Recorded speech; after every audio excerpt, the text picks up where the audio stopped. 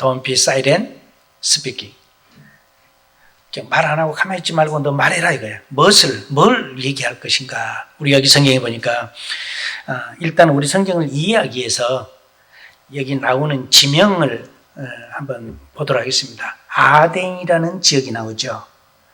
우리가 보면 그 후에 바울이 아덴을 떠나 고린도에 이르러 그랬어요.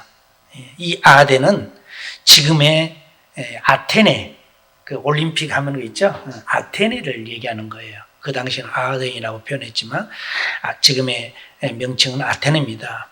그런데 여기 아테네는 BC 4세기, 이렇게 BC면은 예수님이 이 땅에 딱 태어나서 오시는 그것을 AD로 봐요. AD. 현대 지금 서기 1년이요. 지금 2021년이죠. 예수님이 이 땅에 태어나는 그 날을 중심으로 이렇게 예수님이 태어나기 전을 BC, 그리고 예수님이 태어난 때부터 AD 이렇게 세기가 나누어져요. 그러니까 부처나 뭐 이런 철학자, 뭐 플라톤이나 아리스토텔레스나 이런 분들 다 BC 시대의 사람들이죠. 그리고 예수님부터 딱 시작해서 AD. 그래서 역사학이나 교육학의 첫 번째 스타트가 이 AD가 시작한 게 예수님부터예요. 그래서 이 아덴은 예수님이 온 다음에 생기는 그런 도시가 아니라 예수님이 태어나기 전에 BC 4세기, 5세기에 아덴은 문화와 그 당시에도 유명한 극장 이런 것들이 많이 유행됐고요. 그 여러분 잘 아는 플라톤이라든지 아리스토텔레스와 같은 위대한 철학자들의 고향으로도 유명합니다. 여러분 그 고향이라는 게 굉장히 중요한 거예요. 누가 거기서 태어났는가. 그래서 여러분 음악을 하는 사람들이 어디로 유학 가기를 원해요? 예, 독일이나 이탈리아 이쪽에 가서 그 음악을 공부하고 그래서 이제 왜냐하면은 거기에는 그 유명한 여러분이 잘 아는 베토벤이라든지 뭐 하이덴이라든지 뭐 유명한 음악가들이 다 거기서 출신들로 그쪽 유럽에서 나왔기 때문에 음악을 배우고 클래식을 배우려면 그쪽에서 공부를 해야 알아주는 거예요. 더더구나 거기서만 공부했다가 알아준 게 아니라 누구의 문화생, 누구의 스승이 누구냐 이거예요. 어디서 배우냐요? 우리 영성도 마찬가지죠.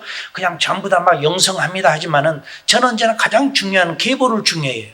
진돗개는 진돗개의 특성을 갖고 있는 거예요. 진돗개가 갑자기 어떤 다른 뭐 개의 특성으로 변하지 않습니다. 그 DNA라는 것은 흘러내려오는. 영성도 마찬가지예요. 성경은 두 줄기의 영성이 있었어요. 예수님의 영성, 그 다음에 이방인의 영성. 그러니까 지금도 이방인들은 계속해서 우상 숭배하고 그쪽으로 가는 거고 예수님의 영성, 그 보수적인 영성은 계속해서 예수님을 어떻게 하면 닮아갈 것인가, 어떻게 하면 예수님의 배울 것인가, 이게 초점이 있는 거죠.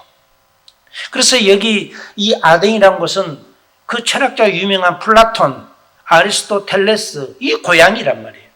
거기서 학문이 형성이 되고 유명한 철학자들이기 때문에 그 밑에 문화생들이 많죠. 제자들이. 그래서 그 제자들이 배워 나와서 계속해서 놀라운 역사가 있죠. 그래서 우리가 그 신약 성경을 보면 우리는 흔히들 성경을 보면 그냥 성경을 읽고 거기서 그냥 그 얘기를 해요. 그런데 그게 아니고 이 신약 성경이 예수님이 오신 후 그 신약 성경이 대부분 여러분 주님의 12제자를 비롯해서 또 이 12제자에 들어가지 않는 사도에 들어가지 않는 다른 제자들 믿음의 사람들 이 사람들도 대부분 이 로마의 영향 로마는 전쟁을 많이 하는 나라예요. 그래서 여러 나라를 점령해서 뺏고 문화를 변화시키려고 하고 막 했잖아요. 그러다 보니까는 이 나라들이 또 이 헬라 하면은 철학으로 유명하잖아. 그래서 매일처럼 밥 먹고 사람들이 버스킹 같은 거 저기 우리 그 서울에도 가니까 홍대, 저도 오래간만에 홍대 가봤어요. 홍대 거리를 가면은 뭐 기타 가지고 나와서 버스킹 많이 해요. 그리고 또 우리 가수들 뭐 한국에 이런 사람들 K-팝 해외에 가가지고 또 뭐 이렇게 키보드 하나 가지고 가고 뭐 하나 기타 가지고서 놓고 거기서 해요. 그래서 지나가는 사람들이 바닷가 쪽에서 하면은 바닷가에 놀러 왔던 사람들이 보고 그거 듣고 그래서 그것이 한국말로 하니까 무슨 말인지 모르고 있지만은 어쨌든 그 음률이라는 게 있잖아. 그래서 막 박수도 쳐주고 환호도 해주고 또 다른 어떤 가수들은 영어로도 하고 하죠. 유럽도 가고 미국도 가고 여러 나라, 또 우리 한국의 홍대를 비롯해서 대학가에서 많이 하는 전국적으로도 그런 것이 문화입니다. 그래서 우리가 생각할 때 한국에서 홍대 하면 여러분에게는 뭐가 생각나요? 젊은이들의 거리. 가보니까 정말 젊은이들 많더라고요. 젊은이들 거리. 그럼 젊은이들이 괜히 먹고 마시고 노는 데만 아니라 거기서 예술도 펼쳐지고 그림 그린 사람도 있고 음악하는 사람들도 있고 여기저기 날씨 좋은 날은 한 팀만 한 게 아니더라고. 여기서도 하고 또 저쪽에서도 하고 막 이렇게. 그래서 거기를 전국적으로 홍대하면 젊은이들이 젊음의 거리. 그런 생각이에요. 그런 것처럼 에덴 하면은 플라톤과 그 유명한 철학자 플라톤과 아리스토텔레스를 비롯한 그 제자들이 수두룩하게 있었던 철학. 그래서 이 사람들은 밥만 먹으면 나와서 어떤 거예요? 철학을 논해요. 대화를 많이 하는 거예요. 그래서 우리 나중에 바울 사도가 얘기하는 게 뭐예요? 헬라 사람들은 철학적인 거, 뭔가 증명을 하라 이거야. 그것이 논리적으로 안 맞으면 인정을 안 하는 거예요. 굉장히 학문이 발달하죠. 대화를 많이 해야 돼요. 우리 한국의 보통 동양의 유교 문화에 영향을 가졌던 나라들은 대화를 별로 안 하죠. 특별히 가부장적인, 아버지 중심적인 엄격한 그것이 교육이라고 생각했어요.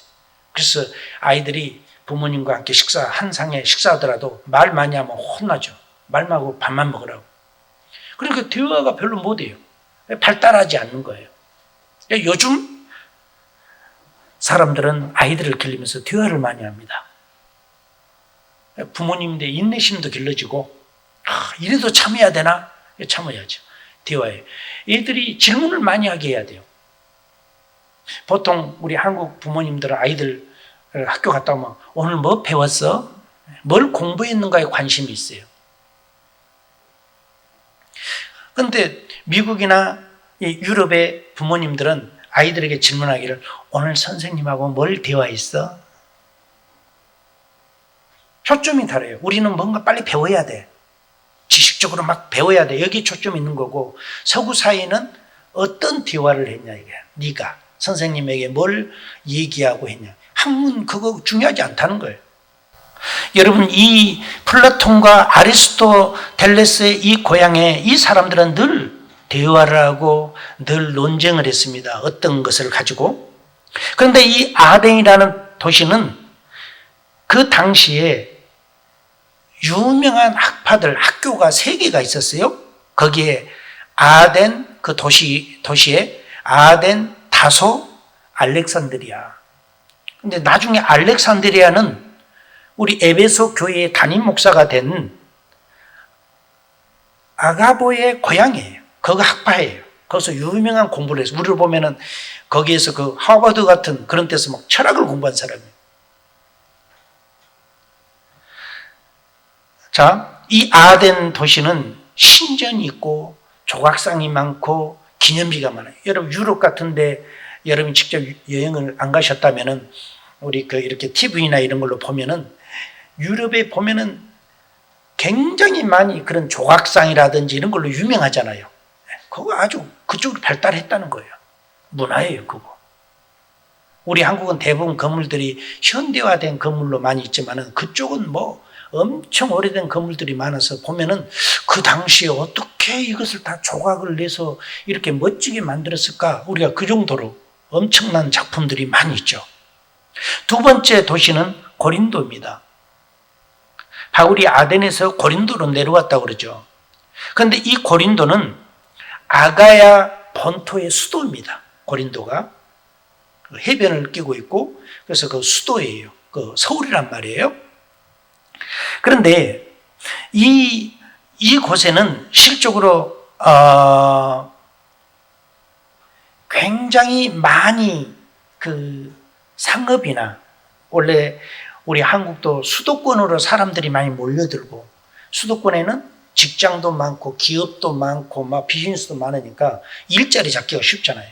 이 당시도 수도에 사람이 많이 사니까 많이 모인 거예요. 고린도로 모이니까 여기는 이제 장사가 많이 번창할 거 아니에요. 사람이 많으니까 먹을 것도 팔고 뭐 이것저것 필요한 거 생필품도 팔고 하니까 그래서 거기에는 상업이 발달하다 보니까 부가 넘쳐요. 부자, 성공한 사람들이 많다는 거예요. 우리 한국 같은 데도 지방보다는 수도권 이쪽 인구가 많은 데가 아만 해도 부자들도 많을 거 아니에요. 성공한 사람도 많을 거 않겠어요? 그렇단 말이에요. 그러다 보니까는 문화, 홍대와 같은 거리, 미국의 헐리우드라든지 또 우리 미국의 뉴욕의 경제의 거리라든지 예술의 거리처럼 또 프랑스 파리의 또 많은 그런 거리처럼 집중되는 그런 부분이 많아요. 활발하게 발달하니까 사람들이 배우기 위해서도 더 오고 그 배운 것을 가르치기 위해서도 모이고 얼마나 활성화됐겠어요. 이런 문화와 예술 그리고 수사학과 철학 연구로 유명한 이 도시가 된 것이면 여기에는 당연히 사치가 뒤따르고 부도덕한 일들도 많이 뒤따르게 된 겁니다. 어디나 여러분 유명한 비너스상 알죠? 거기 유명한 것이 고린도입니다. 그만큼 엄청난 여러 가지로 문화도 발달하고 예술도 발달했지만은 또 다른 면에 어둠의 부분에서는 그런 도덕적으로 해이된 부분도 많이 성장했던 도시입니다. 이곳에 이제 바울이 온 거예요. 그리고는 AD 53년경, 그러니까 54년, 54년 1년 차이에 연수가 있겠지만은요, 이때 바울이 2차 선교 여행 때 이 도시에 와서 그리스도 교회, 오늘날로 교회를 세운 거예요. 교회를 세운데 지금처럼 막 어디 건물을 얻어갖고 세우고 이게 아니라 여러분 전에도 제가 말씀드렸지만 초대교회 교회는 대부분 가정교회예요. 어떤 헌신된 성도들의 집에서 예배를 시작하게 되고 그 집을 오픈하고 또 그 집을 더 넓게 이렇게 사람이 모일 수 있도록 해서 거기서 예배가 시작한 것이 교회가 된 것입니다. 그러니까 우리 초대교회 교회들은 집사님들이 됐든 평신도가 됐든 예수님을 믿는 사람들이 전적으로 헌신하는 집이에요. 여러분 한번 생각해 보세요. 이분들은 직장이 따로 있어가지고 월요일부터 토요일까지는 어디 가서 직장 나가서 근무하고 주일날은 예배 드린다 이 개념이 아니잖아요. 2000년 전이니까. 그러니까 그때는 직장이 많잖아요. 현대화 갈수록 세부적인 직장들이 많이 생긴 거지 그 당시는 그렇게 많잖아요. 그러니까 이 발달한 나라일수록 바쁘잖아요. 자기 직장도 다녀야지 또 뭐 이것저것 해야 하는데 그러지 않은 나라일수록 할 일이 별로 없는 거예요. 2000년 전이면 어떨까요? 그렇지 않았겠어요? 그러니까 사람들이 모이면은 대화하고 뭐 이제 이런 것들을 많이 있고 사업한 사람은 사업하지만은 여기에 바울이 그 고린도에 왔는데 그 고린도에서 아굴라라는 사람을 만나요. 아굴라라는 사람은 실적으로 유대인이에요. 유대에서 태어난 사람인데 유대계 사람인데 로마에서 살았어요. 로마에 사는데 이 로마의 사람이 거기 왕이 명령을 내리기를 전부 다 그냥 쫓아낸 거예요. 아마 그 로마의 황제가 그런 계획을 세웠던 것 같아. 그러니까는 유대인들은 다 쫓아낸 거예요. 그래서 어쩔 수 없이 추방 명령을 받고 나오는 게 이 고린도에서 바울 일행을 만났는데 바울이 아굴라와 브리스길라라는 이 집사 부부인데 이분들을 만나게 됩니다. 그런데 이분들은 비즈니스가 뭐냐면 천막을 만드는 일이에요. 이 텐트 만들. 그런데 바울하고 만나고 보니까 바울도 나도 그건데. 그러니까 바울 사도가 실적으로 사업한 사람이 아니잖아요. 선교를 위해서 그거 하는 거잖아요. 그러니까는 이 브리스길라 아굴라 사람은 원래 로마에서도 비즈니스를 했기 때문에 부자죠. 그러니까 이분이 집을 하나 큰 걸 마련해갖고 바울에게 와서 우리 집에서 같이 기거하십시오. 그러면서 하나님의 복음을 가르쳐 주십시오. 그래서 바울 사도가 이 사람들에게 예수님에 대해서 복음을 전한 거예요. 전하고 그리고는 이 아볼로의 이 사람을 통해서 이제 직장 같이 이렇게 비즈니스를 하면서 함께 했는데요. 우리 사도행전 18장 18절 19절 보면은 아굴라 부부는 바울이 그곳을 떠날 때 바울을 따라 에베소로 와서 머무릅니다. 에베소는 나중에 신약 성경에서 우리 신약 교회 시대 큰 대형 교회가로 성장하는 교회가 에베소에 있는 거죠. 그런데 거기에 와 있어요. 거기 있고 그 다음에 거기서 이제 나중에 아굴라 부부는 알렉산드리아 태생인 유대인 아볼로 목사님을 만납니다. 그러니까 알렉산드리아 학파에서 유명한 그 철학을 공부를 하고, 그러니까 굉장히 이론적으로 딱 이렇게 서 있는 분이에요. 하나님에 대해서. 그런데 이분이 모르는 것은 뭐냐면 성령에 대해서 모르는 거예요. 그래서 이 아굴라와 브리스길라 부부가 바울 사도에게 성령에 대해서 배운 거예요. 그래서 질문한 것이 당신 성령의 세례를 받았느냐 물어봐요. 그래서 이 아볼로가 그걸 잘 모르는 거예요. 모르니까 그 성령에 대해서 얘기해요. 다른 학문적인 것은 뛰어난데 성령님에 대해서는 모르는 거예요. 그래서 그것을 오히려 집사님이 가르쳐 준 거예요. 성령에 대해서 같이 기도도 하고 했겠죠. 그리고는 아볼로가 바울을 대신해서 이 에베소 교회에서 담임 목사가 된 거예요. 그런데 이때 엄청난 부흥이 일어나는 거예요. 하나님의 말씀과 그 다음에 이 성령의 역사가 함께 역사하니까. 그래서 이 본문의 히스토리 속에 보면은 이런 역사가 일어나고, 나중에 바울과 신라가 복음을 전하 감옥에 갇혀서 밤새 기도할 때 지진이 일어나면서 옥문이 다 열리고 관수들이 전부 무서워 떨고 있을 때 이들이 우리가 이거 책임했는데 철저하게 지키라겠는데 다 무너지고 간수들이 다 그 죄수들이 도망갔네 하고 자살하려고 할 때 바울이 이 사람아 우리 여기 있다 이렇게 얘기하잖아요. 그래서 그들을 구원하는 역사를 있죠. 그러니까 성령의 역사를 우리가 이 초대교회 때 보면 됩니다. 그런데요, 이제 말씀에 우리 들어가서 보면은 여기 9절에 보면 밤에 주께서 환상 가운데 바울에게 말씀하시되 두려워하지 말며 침묵하지 말고 말하라. 내가 너와 함께 있음에 어떤 사람도 너를 대적하여 해롭게 할 자가 없을 것이니 이는 이 성 중에 내 백성이 많음이라. 바울은 생각할 때 믿는 사람은 자기 눈에 보이는 사람만 믿는 줄 알았어요.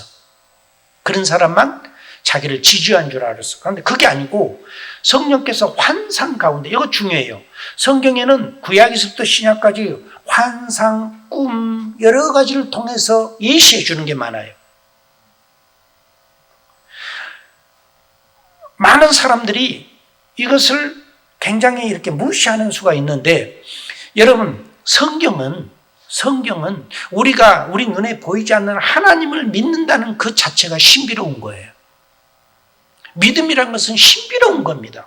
이것을 눈으로 확인하고 손으로 계산하고 손으로 만져봐서 느낌을 갖고 믿는 게 아니라, 이것은 우리가 볼 수도 없고 만질 수도 없는 그 하나님을 우리가 믿는다는 것, 그것이 위대한 겁니다. 그런데 환상 가운데, 바로 환상 가운데 하나님이 말씀이에요. 환상이라는 것은 보이는 것을 얘기하는 거죠. 어떠한 광경, sight 또는 vision, 어떤 것을 보여주는 거예요. 이분이 그냥 막 정신없이 기절해 있는 것이 아니잖아요. 그런데 바울에게 와서 환상 가운데 말씀을 하시기를 침묵하지 말고 말하라 그랬어요. 왜냐하면 지금 바울이 박해를 받고 내려왔잖아요. 그러다 보니까는 한 번 사람이 실패하고 실수하고 상처를 입으면 두 번째 말하기가 힘들거든요. 말할까 말까 못해요. 겁나서. 또 두렵기도 하고. 그런데 하나님께서 확실하게 나타나셔서 말씀해 주기를 두려워하지 마라. 내가 너와 함께 한다. 또 이제는 너를 너를 공격하고 막 괴롭히고 이럴 사람이 없을 것이다. 왜냐하면 하나님을 믿는 사람이 많기 때문에. 바울이 보니까 많은 거 아니야. 왜? 바울은 자기 눈에 보이는 것만 보이잖아요. 그런데 하나님께서는 바울 사도가 보지 못하는 그 사람들까지 다 알고 계시는 거예요. 여러분, 우리가 전도를 할 때도 마찬가지예요. 지금 우리가 예배를 드릴 때도 우리 여기 모여있는 사람만 성도인가 보다 이렇게 생각하는데 그렇지 않습니다. 여러분, 대나무는 7년 후에 5년 후에 본격적으로 뿌리가 이 나무들이 땅을 뚫고 나와서 보인다고 하잖아요. 그 전까지는 땅 속으로 뿌리가 쫙 한 5년 동안은 뻗쳐져 있는 거예요. 그래서 사람들이 볼 때는 대나무는 여기만 있네, 여기만 굴락이 이루고 있네 이렇게 했는데 5년 후에 보니까는 저 100m, 200m에서 막 대나무 죽순이 올라오기 시작한 거예요. 뻗쳐져 가는 거예요. 하나님의 복음의 진리는 그런 거예요. 하나님의 능력도 그런 거예요. 하나님의 축복도 그런 거예요. 그러니까 단시일 날에 바로 뭔가 된다. 이건 넌센스죠. 여러분, 우리가 어떤 부분에 대해서 굉장히 중요한 거예요. 사도행전 15장 5절에 보면 가로되 내가 요바성에서 기도할 때 비몽사몽간에 환상을 보니 큰 보자기 같은 그릇을 4개를 메어 하늘로부터 내리워 내 앞에까지 들이우거늘. 12장 9절에는 베드로가 나가서 따라갈새 천사에 하는 것이 참인 줄 알지 못하고 환상을 보는가 하니라. 환상은 현실은 현실인데 지금 자기가 감각적으로 만져보고 느껴보고 이게 아니란 말이에요. 어떤 사람은 기도할 때, 어떤 사람은 눈 뜨고 있는데 환상이 보이기도 해요. 우리가 어떤 것을 경험하고 이렇게 할 때는, 영적으로 하나님 우리를 이끌어가고 할 때는 기존 이 세상의 물질 세계의 질서를 초월한 하나님의 역사를 우리가 깨달을 수 있습니다. 할렐루야. 사랑하는 여러분, 바울 사도가 그걸 본 거예요. 환상 가운데. 지금 바울이 잠자고 있는 게 아니에요. 환상이 열어지면서, 환상이란 뭐냐면, 여러분, 우리가 눈은 육의 눈을 갖고 있어요. 이 육의 눈은 모든 사람이 다 가지고 있는 거예요. 우리가 마음의 눈이 있고 영의 눈이 있어요. 영의 눈도 많은 사람이 다 가지고 있어요. 가지고 있는데 어떤 사람은 우상 앞에 어둠의 영들에게 그 눈이 열리면은 늘 그 사람은 어둠의 영을 보게 돼요. 어둠의 영이 활동하는 것을 보고 그것이, 그래서 사람들이 무당이 되고 그렇게 가는 거예요. 그분들도 어둠의 영안이 열린 거죠. 그런데 그 영안을 어둠의 영이 붙잡은 거예요. 눈은 눈인데 어둠의 영이 붙잡아서 그 사람으로 하여금 늘 그것을 보게 하는 거예요. 자기들을 따르게 하고. 그러나 성령의 사람들은 영안이 열리면은 하나님의 역사를 보게 돼요. 바울 사도가 이 환상이 보여지면서 마게도냐 사람, 마게도냐 지금으로 보면 유럽이죠. 유럽의 사람들이 서가지고 바울에게 손짓하는 거예요. 와서 우리를 도와주라 하는 거예요. 바울이 그것을 환상에서 깨어나서 보니까 이게 뭐지? 그래서 바울의 선교 전략이 달라지는 거예요. 처음에는 아시아로 가려고 했는데 유럽으로 가게 된 거예요. 하나님께서는 하나님이 원하는 방법대로 이끌어가는 거예요. 그런데 뭐예요? 침묵하지 말라는 거예요. 조용하지 말라는 거예요. 우리가 복음을 전한다는 것은 침묵하면 안 됩니다. Don't be silent. 우리는 조용히 해서는 안 돼요. 이 복음을 전한 것만큼은. 그래서 너희들은 때를 얻든지 못 얻든지 복음을 증가하라. 선교사님이 다 되라는 것은 아니에요. 모두가 다 해외에 나가고 다 막 일상의 모든 것을 포기하고 복음만 전하는 게 아니에요. 그러나 때를 얻든지 못 얻든지 우리 삶 속에서 우리가 가장 쉬운 게 뭐예요? 우리가 돈 쓰고 대화할 수 있는 거. 돈 받고 대화하려고 하면 사람들이 자기들이 원하는 사람을 선택하겠지만 우리가 돈 쓰는 거잖아요. 물을 하나 사더라도 우리 돈 쓰는 거잖아요. 그러나 우리는 뭐예요? 대화의 요건을 만드셔야 돼요. 말없이 가서 사가지고 올 게 아니라 칭찬을 해줘요. 첫 번째 칭찬, 두 번째 칭찬, 오 맛있었어요. 전번에 먹어보니까 너무 맛있어서 또 왔어요. 그러면 주인 입장에 굉장히 좋거든요. 가게를 보더라도 오 뭐 하나만 잘해놨어도 오 어쩌면 세련되게 저렇게 잘해놓으셨어요. 사람은 칭찬받으면 마음이 열리고 기쁨이 있는 거예요. 그러다 보면 친절함이 있고 그리고 때가 되면 여러분들이 하나님을 증거할 수 있고 교회를 알릴 수 있는 겁니다. 바울의 그 선교 전략은 위대했습니다. 교회에 의해서 이방 전도자를 파송하게 되고 전도하게 하는 것. 사도행전 13장 2절을 보면 주를 섬겨 금식할 때 성령이 이르시되 내가 불러시키는 일을 위하여 바나바와 바울을 따로 세우라 하시니 이에 금식하며 기도하고 두 사람에게 안수하여 보내이라. 교회들이요 바나바와 바울을 따로 세워서 더 안수해서 선교사로서 임명을 해서 보낸 거예요. 여기서 교회들이라는 것은 일반 아무 교회가 한 게 아니에요. 그 교회들은 초대교회의 사도권을 갖고 있는 그 예루살렘의 영향을 받고 있는 그 교회들이죠. 예루살렘 교회. 그냥 아무나 평신도가 나 선교사야 가서 막 해외에 가보니까는 뭐 선교사하는 사람 너무 많더라고. 근데 그분들이 돌아오면은 다시 집사님이고 그냥 평신도고 그래요. 그러면 선교사라고 그렇게 하면 안 되죠. 교회에서 선교사 직분을 주님의 이름으로 안수를 줘서, 그래서 그분이 해외에 있던 고국에 있던 다른 나라에 가던 선교사의 임무, 목사가 그러잖아요. 목사가 한국에 있어도 미국에 있어도 뭐 어느 나라에 있어도 그 목사가 목사고 돌아오면 다시 목사지. 목사가 다른 나라에서는 목사였다가 한국에 오면 다시 평신도고 집사고 이러지 않잖아요. 선교의 현장은 자립하는 선교를 바울은 중요하게 생각했어요. 사도행전 18장 3절에 생업이 같음으로 함께 살며 일을 하니 그 생업은 천막을 만드는 것이라. 그래서 선교를 위해서는 자립하는 것.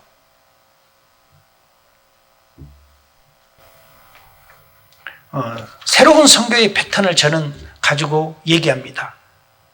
I reach, you reach, we are rich. 나도 부자, 너도 부자, 우리 모두 부자. 그것은 주님의 선교의 방법이에요. 보통 우리 선교의 전략은 그냥 돈 보내주고 하면은 그 선교사님 생활하게끔 되는 거예요. 그래서 그분이 그냥 뭐 피곤하고 그러니까 그냥 시간 보내면 1년이고 2년이고 그대로 가는 거죠. 그런데 이 선교의 전략에서 우리가 복음을 증가한다는 것은 굉장히 중요한 거예요. 그런데 그 교회가 성장하고 자생하게 하려면 어떻게 돼요? 스스로 그들이 교회를 운영할 수 있도록 도와주는 거예요. 물고기를 잡아서 구워서 먹게끔 나눠주면은 그걸 받아 먹으니까 자꾸 주는 사람만 기다려요. 언제 또 주지? 언제 또 주지? 이것만 기다려요. 그러니까는 이 사람들이 그 사람에, 나누어주는 사람에게 초점을 갖고 있지만은 제가 얘기하는 선교 전략은 그게 아니에요. 그물을 줘서 고기 잡는 법을 가르쳐 주라는 거예요. 그러면은 그 사람이 나눠주든 안 주든 자기들 스스로 고기를 잡아서 자기들이 분배하고 자기들이 팔기도 하고 비즈니스도 하고 해서 교회들이 스스로 쓸 수 있도록 해야 선교 전략이 맞지, 돈 나눠주고 끝나면은 돈 안 주면 다 문 닫아요. 세계 최초로 선교라는 것을 만들고 그 선교의 개념을 했던 것이 미국의 풀러 대학원이에요. 그 전까지는 세계 여러 나라의 선교 전략이 그냥 사람의 선교사에게 돈 나눠주는 걸로 끝났어요. 지금도 우리 한국은 돈 나눠준 걸로 끝나는 선교를 99%가 하고 있죠. 그러니까 말만 선교지 현장에 가보면은 열매가 없어요. 만약에 그 사람이 없어지면은 다 문 닫아요. 리더자가 없어지면. 왜냐하면 많은 사람들은 종교의 영을 가지고 있으면, 종교의 영이 뭡니까? 남을 컨트롤하려고 하는 거. 모든 선교사들은 나에게 잘 보여야 돼. 그래야 내가 니네들 돈 주지. 그러니까 선교사들은 돈이 적어지면 안 되니까 잘 보여야 될 거 아니에요. 그래서 한국에서 아니면 어느 나라에서 선교지를 가면은 선교사들이 다른 것보다는 오는 손님 대접반이라고 기운을 다 빼요.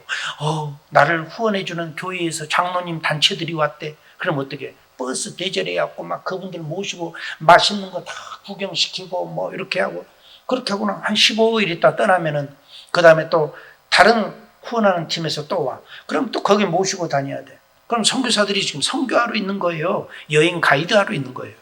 그건 잘못된 거예요. 선교란 것은 그분들이 편안하게 하나님의 주시는 은혜대로 마음껏 선교할 수 있도록 도와주고, 오히려 우리가 가서 뭐 도울 일 없냐 이렇게 하지 왜 대접받으러 갑니까? 선교는 헌신 없이 못해요. 초대교회가 성장한 이유가 뭐냐? 바울과 같이 또 이 아굴라와 브리스길라와 같이 이런 헌신적인 사람들이 연합하니까 하나님의 복음이 완성돼 가는 거지. 그 선교가 진행하고 성장해 가는 거지 그러지 않고는 안 된다는 것입니다. 바울은 고백합니다. 고린도전서 1장 17절에 그리스도께서 나를 보내심은 세례를 베풀게 하려 하심이 아니요 오직 복음을 전하게 하려 하심이로되 말의 지혜로 하지 아니하면 그리스도의 십자가가 헛되지 않게 하려 함이라.